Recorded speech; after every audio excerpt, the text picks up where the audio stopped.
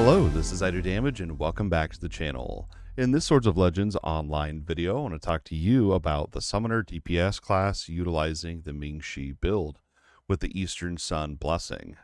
What's that all mean, and how does this build actually work? That's what we're going to talk about in this video. We're going to be focusing on the PvE aspect and really for those dungeons, normal and hard modes.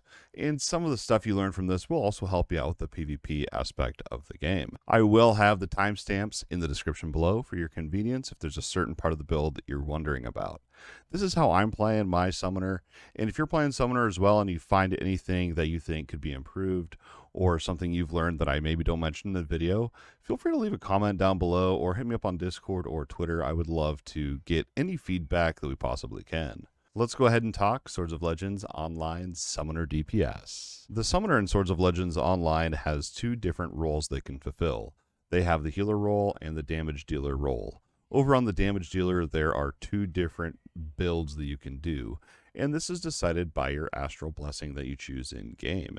If you do the Radiant Skylight build, you're more of a caster, and if you do the Eastern Sun Blessing, you're going to be more of a summoner. And that's what this video is going to be focusing on, is the Eastern Sun build.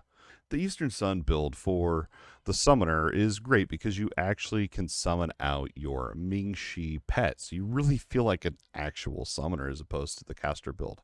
They're both totally viable builds. So for the Eastern Sun build of the summoner, there's a few fundamental things that you need to know about the class in this specific build before we can really jump into the details. So let's go ahead and talk about the different types of resources that you have on the Eastern Sun. And from now on, I'm just going to call it the Mingshi build. So you have Soul Force. This is your most basic resource.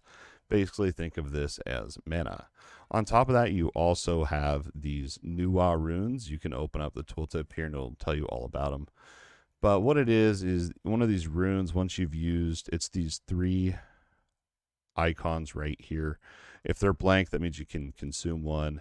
And you're going to be consuming it primarily for White Sun. This is going to be your main source of damage.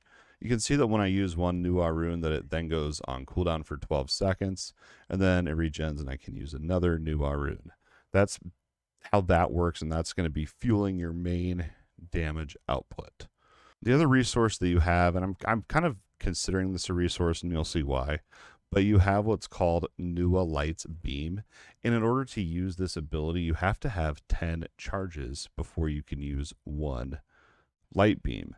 And what Light Beam does is it does quite a lot for this build, but most importantly, it gives you a stack of sunshine if you're using the glyphs that I'm using, but it also cuts the cooldown time on your Nuwa runes in half.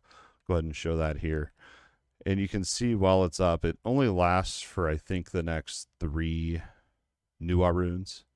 And then you can also get this effect to roll if you use your Meteor Explosion. And you see you have Meteor Explosion for 10 seconds. You can also notice our Nuwa rune cooldown is cut in half from that as well. But we'll get into all the details and how it all ties together. But those are your 3 basic resources for this build: your Soul Force or mana, your Nuwa runes to fuel your main damaging ability, and your Nuwa's Light Beam charges. Those 3 are going to be really important to manage, as you'll see throughout the build. So now that you have a little bit of background about the sunshine effect and the resources, I guess you could also consider keeping up the sunshine buff kind of a resource. It's more of a cooldown management thing, but I'll go ahead and just talk about it briefly and what it is.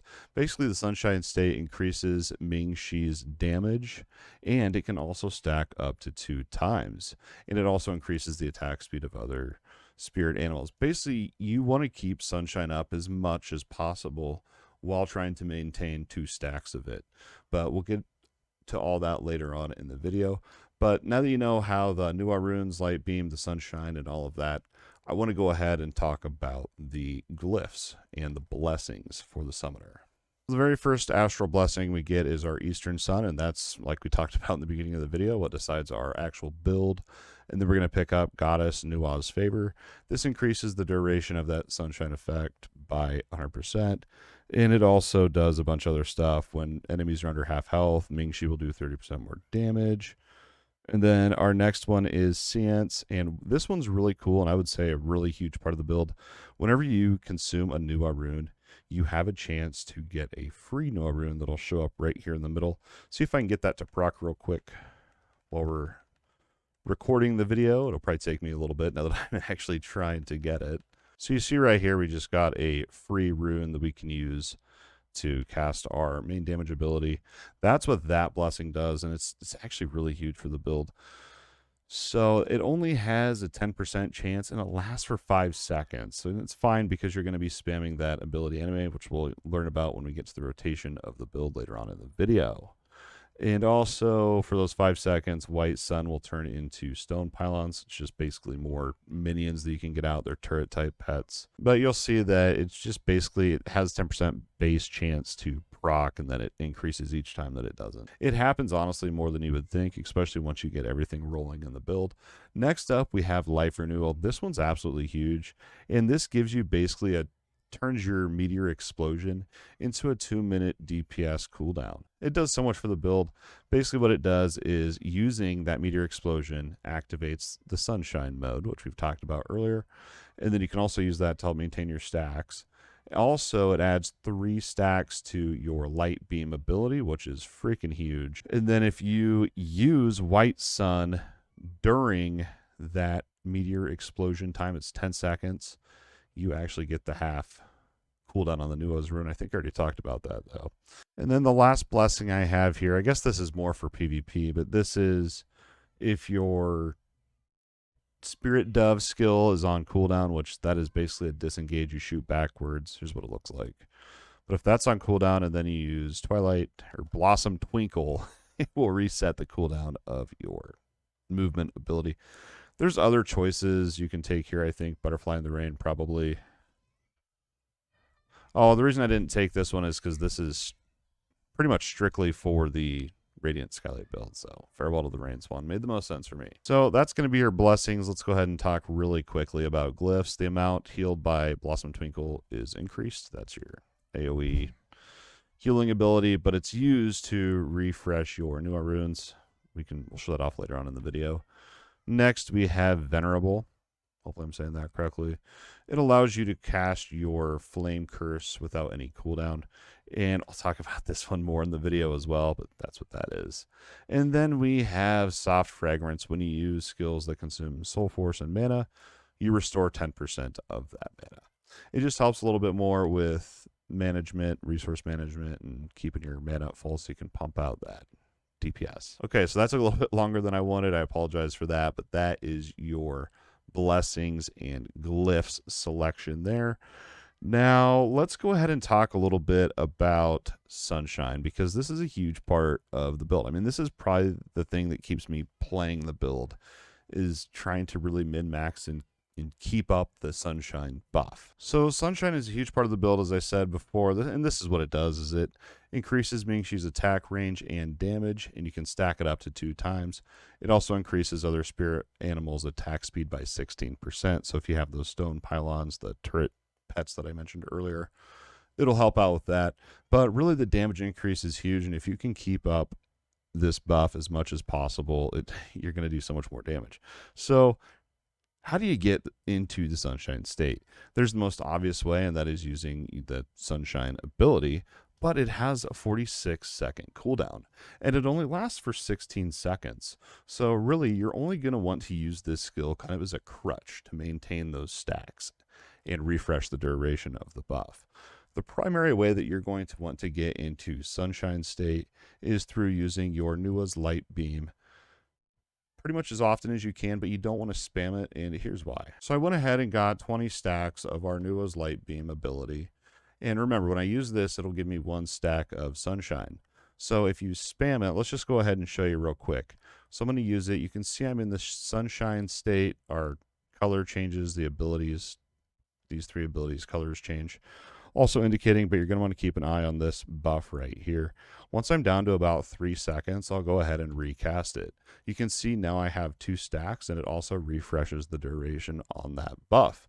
Now, while you're out fighting and you're in the middle of those battles, you want to obviously be trying to get back as many stacks as you can so you can do another light beam. If not, you can go ahead, like I just did, and manually cast Sunshine to keep those 2 stacks.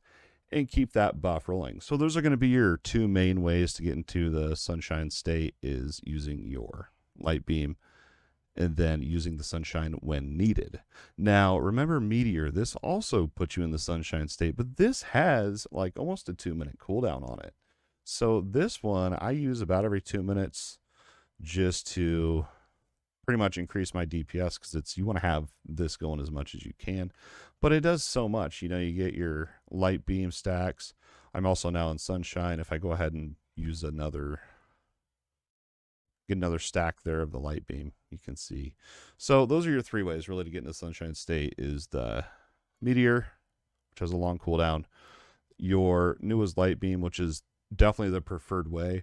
But if you know for a fact you can't get another one casted within that 16 seconds, that's when you want to use your sunshine ability. That's the best way I have found to maintain 2 stacks of the sunshine buff. So now that you know pretty much all the fundamentals, and I know I went a little bit more in depth on some of the mechanics here, and you know, that's just how I am and that's how my brain works. So hopefully someone enjoyed it. Let's go ahead and talk about the rotation for this Eastern Sun Summoner build, Mingshi build, whatever you want to call it. I want to go ahead and do just a really quick, like, simple rotation, and we're just going to talk through it as I'm doing it. And then afterwards, I will go ahead and break through each step of the rotation and as to why I do it in that order. Reminder, the timestamps down below. So this is going to be your short and simple rotation when you very first go into battle. And I will have the text guide for all of this linked down in the description below. I probably should have mentioned that at the beginning of the video, but yep, now you know. So 2 more things I think you should know before I get into the actual rotation here is you have your mana spender. If you're above about 90 mana or soul force, you want to hold down your right click, and you're using the flame curse ability is what that is. And if you need mana, hold down your left click to build it up with racing fire. That is kind of just your filler rotation, I guess. And, you know, I often hold down those buttons while I'm trying to cast the other abilities. Now, another really cool trick with this Blossom Twinkle is watch my Nua runes here. So I'm going to go ahead and spend them all. Now, whenever I use Blossom Twinkle, it will reset one of my cooldowns here. See, I just reset the cooldown there. And also, Blossom Twinkle will stack up to 2 times. I usually just do it whenever I have no Nua rune available. So when you very first come into an encounter, you're going to want to start off with your Meteor Explosion and just spam your White Sun ability to get as many of those charges you can for your light beam. And then you're really going to be, what I do anyway, is I sit there and pretty much just keep an eye on my sunshine buff. And I just do a countdown in my head so that when I get to the end of the countdown, I'll be at 2 seconds. So I'd start right now, you know, with whatever, 10, 9, just count down from there and keep going. And then I try to predict if I will be able to continue that buff or not. If not, then I kind of just chill out and worry about my mana dumps and other little things you can do with the build. But that's honestly, man, that's pretty much the whole rotation. You can see right now I need 2 charges. Not going to happen. We're out of sunshine right now, so I did something wrong. It's probably because I'm talking while I'm trying to explain the rotation, but that's pretty much all it really is. And just for the sake of simplicity, if you're trying to practice this on your own, I'm going to go ahead and just talk you through, and we'll just show kind of the rotation. And it's not going to be happening as quickly, so we're going to drop out of sunshine state and stuff. But just keep in mind, in practice, you should be able to keep up 2 stacks of sunshine for anywhere from 30 to 40 seconds with maybe a 10 to 15 second downtime after, and then another 30 seconds if you manage those cooldowns and those buff times appropriately. So this is your very, very, very simple rotation. When you enter combat, you're going to pop your Meteor ability so you can get all those yummy buffs. And then you're just going to spam your White Sun until you're able to cast your Nua's Light Beam. While keeping an eye on that buff duration, you can see I have 10 seconds until I need to cast another one. That gives me a really good window. So basically, this is your simple rotation. I'm going to try to just talk and show you. Okay, so the basic rotation is you open up with your Meteor Explosion to get all of those buffs. After that, you're going to want to use your Nua's Light Beam as soon as you can to get at least 1 stack of that sunshine state. And you want to always be spamming your white sun so that you're consuming Nua runes. If you ever have a Nua rune that is available to be used, you need to be using it as soon as possible. And then once you've used your light beam, you're gonna, if you're out of runes and you need to free up one, then you'll use your Blossom Twinkle to reset the cooldowns.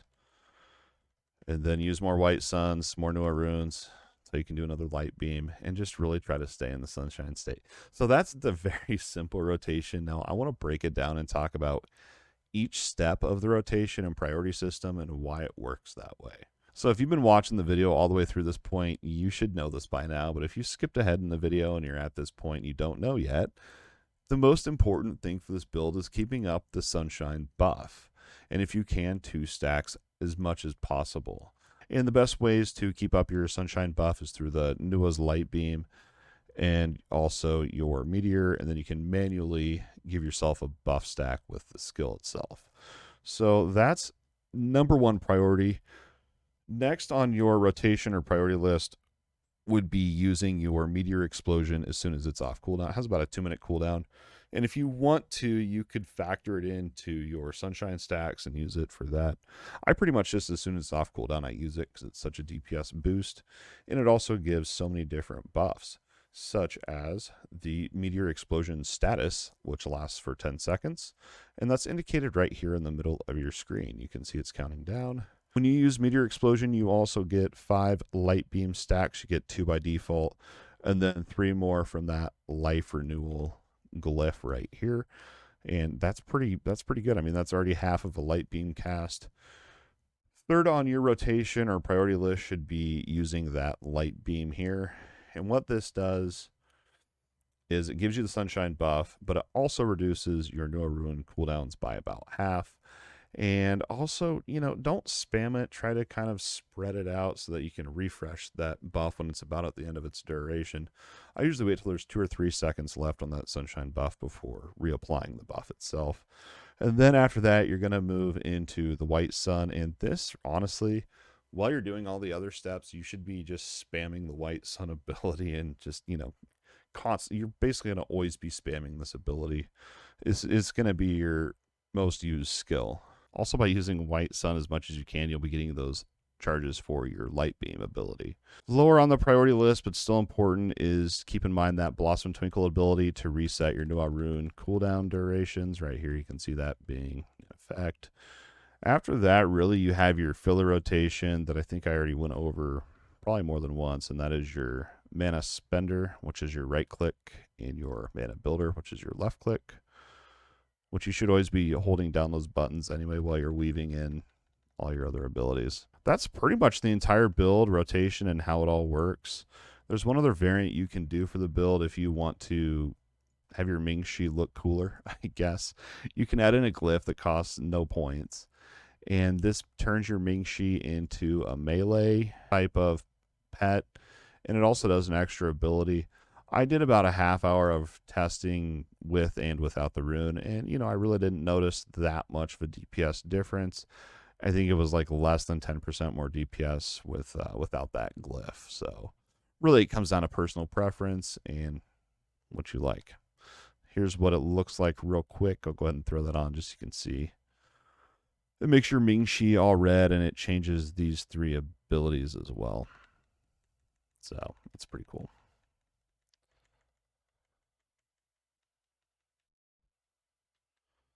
Turns your Mingshi into the melee. And you know, I didn't notice a big difference. I figured going without that rune would be better anyway, since it's ranged and it doesn't have to run around as much on the screen. But again, that was just theory, and I guess through testing I did kind of prove that to be true.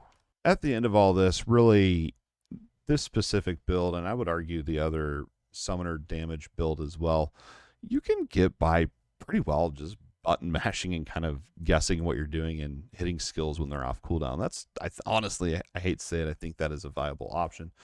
But if you want to sit down and figure out how and why and what I should be prioritizing to squeeze out maybe a little bit more damage, I think it's going to be very minimal amount of damage that you'll increase by.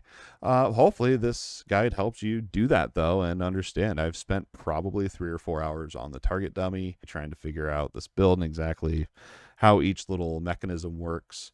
And that's what I came up with. So I hope you enjoyed this video. I know I was looking around for videos trying to find this video that I am making and you're going to be watching. So I know I'll enjoy it. I hope you do too. And don't forget, your view means the absolute world. If you enjoyed this video and the content on the channel, don't forget to like, subscribe, and ring that bell to get notified when I post new videos. If you want to take it a step further and support the channel monetarily, I will definitely appreciate that. We have the membership option down below. Just click join. It helps me out more than you know. And we also have the new feature on the channel, the super thanks.